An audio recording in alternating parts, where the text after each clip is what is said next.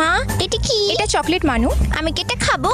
হ্যাঁ খাও, কিন্তু একটা কথা মনে রেখো, যখন তোমার 15 বছর বয়স হয়ে যাবে তারপর থেকে তুমি আর চকলেট খেতে পারবে না। ওকে।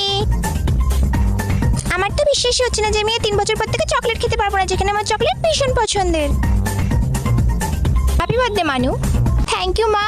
আজকে আমি অনেক চকলেট খাবো, কারণ আজকে আমার লাস্ট ডে। দাঁড়াও, তুমি কি ভুলে গিয়েছো?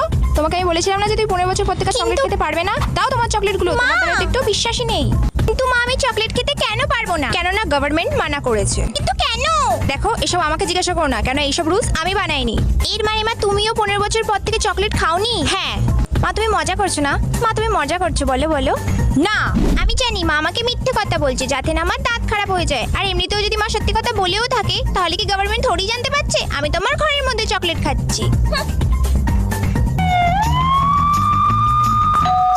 তোমাদের ফেভারিট চকলেটের নাম কমেন্টে বলো।